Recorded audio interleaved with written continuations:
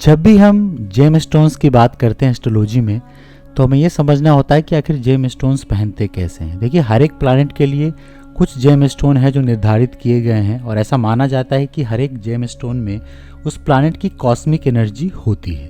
तो उसका बेसिक आप समझिए, जब भी आप कोई जेम स्टोन्स पहनते हैं तो समझिए उसको उस प्लैनेट का कॉस्मिक एनर्जी एब्जॉर्ब करने के लिए कहीं ना कहीं सूरज की रोशनी में कम से कम 5 से 10 मिनट दिन में ऐसा होना चाहिए कि सूर्य की रोशनी उस पर पड़े।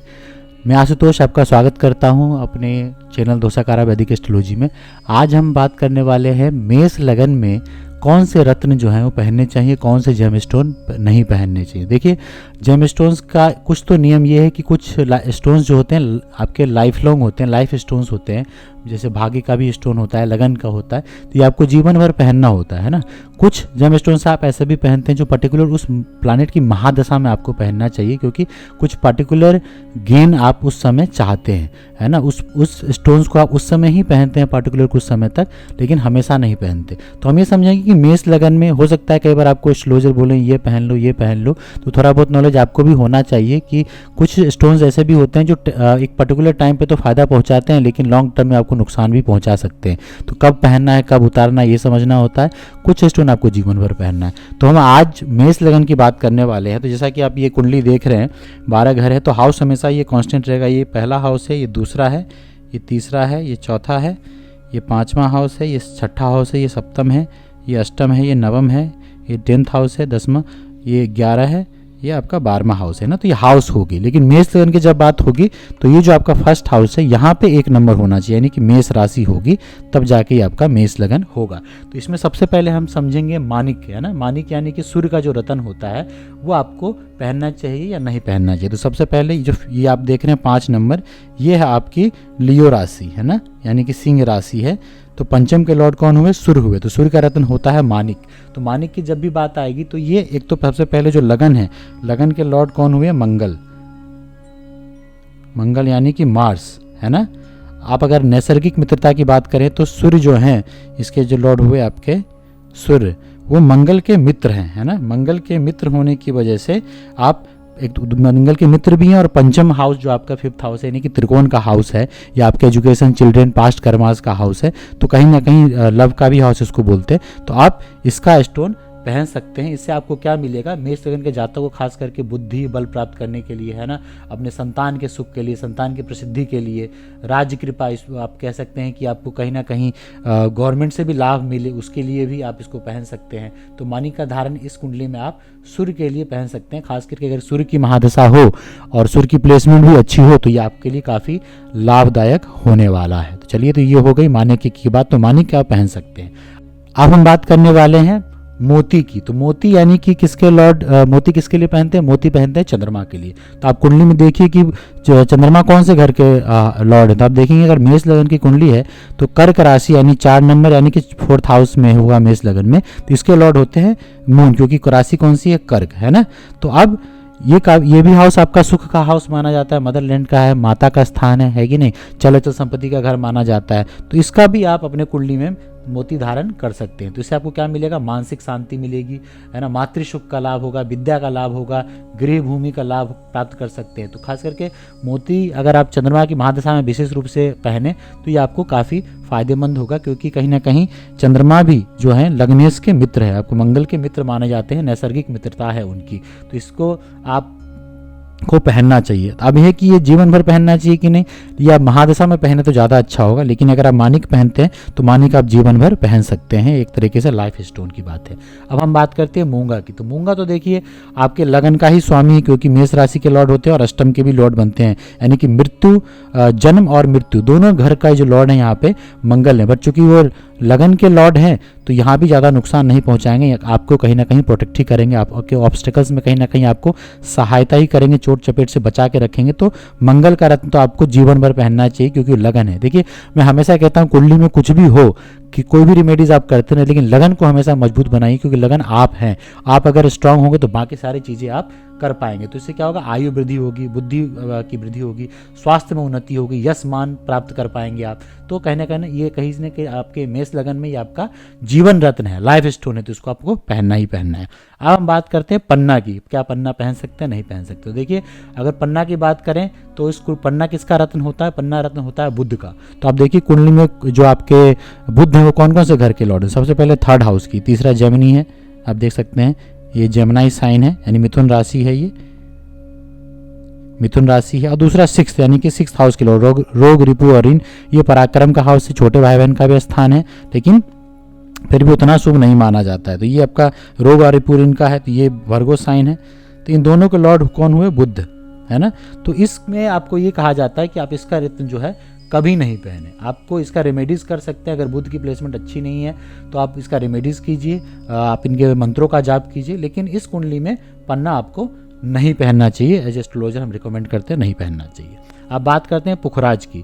तो मेष लगन में पुखराज यानी किसके रत्न हुए, बृहस्पति के। तो बृहस्पति कौन कौन से घर के लॉर्ड है, एक तो 9th हाउस के लॉर्ड है, यहाँ पे धनु राशि है आप देख सकते हैं, और आपका 12th हाउस है ये मीन राशि है यानी पाइसेस है ना। तो इन दोनों के बृहस्पति लॉर्ड है। हालांकि 12th हाउस के भी लॉर्ड है जो खर्चे के भी लॉर्ड बनते हैं, हाउस ऑफ लॉस भी कह सकते हैं आप, लेकिन कहीं ना कहीं 9th ये जो यहाँ पे धनु राशि ये मूल त्रिकोण राशि है, तो कहीं ना कहीं इसका प्रभाव अच्छा ही आपको मिलेगा। तो आप पुखराज पहन सकते हैं। पुखराज पहनेंगे तो क्या होगा, क्योंकि लगन के भी मित्र हैं, तो बृहस्पति लॉर्ड हुए तो मंगल की नैसर्गिक मित्रता में मित्र माने जाते हैं, तो ये आप पहन सकते हैं। इसको पहनने से क्या क्या आपको फायदा हो सकता है, अगेन बल बुद्धि ज्ञान है ना, उन्नति, और बृहस्पति को एक्सपेंशन का कारक माना जाता है, तो वेल्थ एक्सपेंशन में भी काफ़ी वो देते हैं, आपको ज्ञान देंगे, विजडम देंगे, मान प्रतिष्ठा के लिए आप बृहस्पति का रत्न पुखराज हमेशा ही लाभदायक होता है। इसको कभी ना कभी आप मूंगे के साथ भी धारण कर सकते हैं, कहते हैं अगर आपको कॉम्बिनेशन बनाना हो तो मूंगे के साथ आप पहन सकते हैं। उसी तरीके से अगर आप दूसरा कॉम्बिनेशन देखते हैं तो चंद्रमा का जो मैंने बताया था रत्न आपका मोती है, मोती और मूंगा भी आप पहन सकते हैं। तो एक ग्रुपिंग करके आपको इसको पहन सकते हैं। कई बार ऐसा होता है कि अगर आप तीनों ही प्लैनेट का स्टोन पहन लेंगे, खास करके लगन के लॉर्ड, 5th हाउस के लॉर्ड या 9th हाउस के लॉर्ड, तीनों हाउस ही अच्छे माने जाते हैं। इन तीनों हाउस के लॉर्ड किसी भी लगन में इंपॉर्टेंट माने जाते हैं, लेकिन अगर आप तीनों स्टोन पहनते हैं तो it's too much of energy वाली बात है। तो हमेशा ग्रुपिंग करके देखिए कि कौन सा पहनने की जरूरत है कौन सा नहीं, और समय के अंतराल पर इसको आपको चेंज भी करते रहना। अगर आपको ग्रुपिंग की बात में कह रहा हूँ, है तो ये लाइफ स्टोन, लेकिन ग्रुपिंग में देखिए कौन सा तीसरा स्टोन जो है आप इसको ग्रुपिंग में पहन सकते हैं ताकि आपको फायदा हो। तो ये बात तो होगी पुखराज की। आगे बढ़ते हैं और हम देखते हैं हीरा, क्या हीरा पहन सकती है कि नहीं। तो हीरा किसके लिए पहनते हैं, हीरा का ओपल पहनते हैं या जरकन पहनते हैं। तो आप ये देखिए कि हीरा पहनते हैं शुक्र के लिए। अब शुक्र इस घर कुंडली में कौन, मेष लगन की कुंडली में कौन से घर के लॉर्ड बनते हैं, एक तो आपके 2nd हाउस, ये टॉरस है यानी वृषभ राशि है यहाँ पे, है ना, वृषभ राशि यानी कि टॉरस, यहाँ के आप मान के चलिए टॉरस साइन है। और कौन सा जो 7 नंबर यानी कि तुला राशि, ये तुला है। इन दोनों के लॉर्ड जो हैं शुक्र बनते हैं। तो इस दूसरा ये 2nd हाउस जहाँ से धन देखते हैं, अपनी वाणी देखते हैं, आप अपने रिलेटिव्स को देखते हैं, है ना।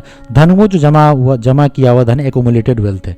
और 7th हाउस आपका पार्टनरशिप का है और कहीं ना कहीं मैरिज का हाउस है, लेकिन ये दोनों हाउस को कुंडली में प्रबल मारक माना जाता है, तो इसको आप जनरली नहीं पहन सकते।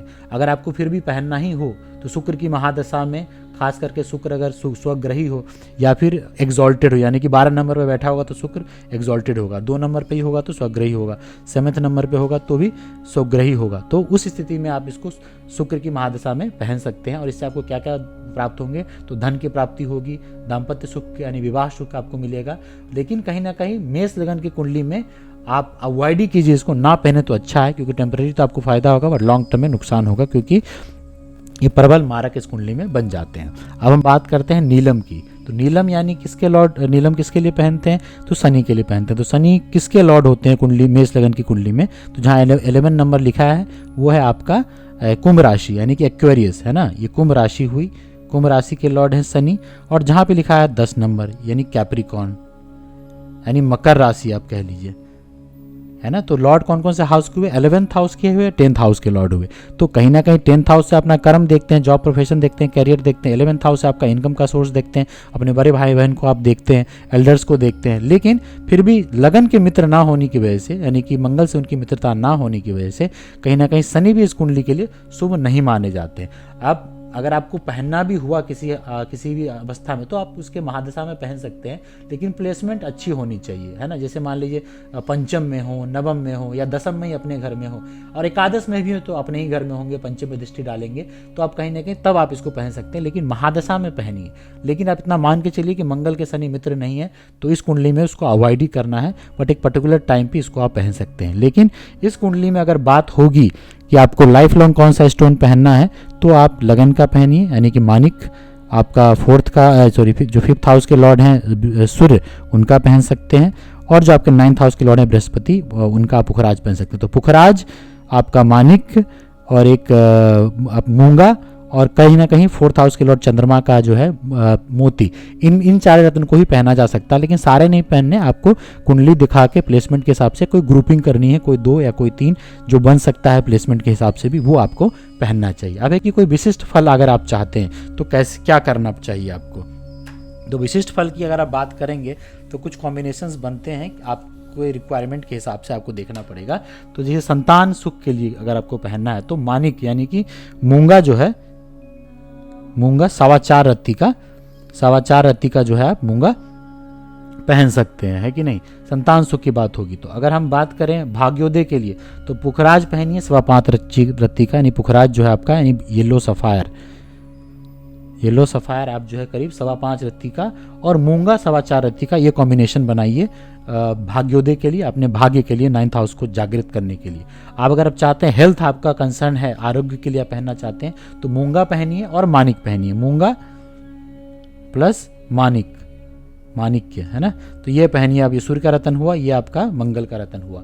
अगर आप लक्ष्मी के लिए, अस्थायी लक्ष्मी के लिए पहनना चाहते हो तो अगेन वैसे तो मैं रिकमेंड करूंगा हीरा नहीं पहनने के लिए, बट फिर महादशा में आप पुखराज पहनिए 5.25 रत्ती का, और 4.25 रत्ती का कहीं ना कहीं हीरा पहनिए, या फिर उसका आप सब्स्टिट्यूट ले सकते हैं, हीरा का आप ओपल पहन सकते हैं या जरकन पहन सकते हैं। ये कब, जब आपको शुक्र की महादशा चल रही हो तब आप लक्ष्मी के लिए ऐसा कर सकते हैं। तो कुछ कॉम्बिनेशंस आप बना सकते हैं महादशा के हिसाब से, कुछ कॉम्बिनेशन आपके लाइफ लॉन्ग रहेंगे। बट मेष लगन में हमेशा याद रखिएगा जो मैंने बताया है, 1st house, 5th house, 9th house, इनके ही लॉर्ड का आपको पहनना चाहिए लाइफ लॉन्ग।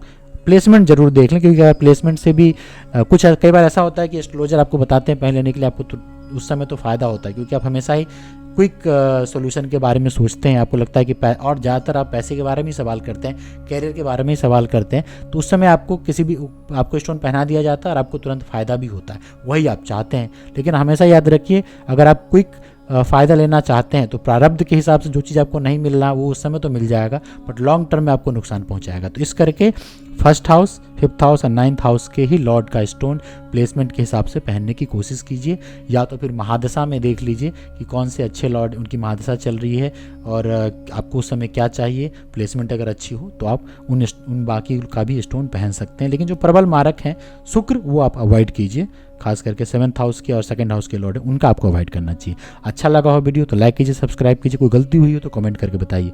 बहुत बहुत धन्यवाद आपका।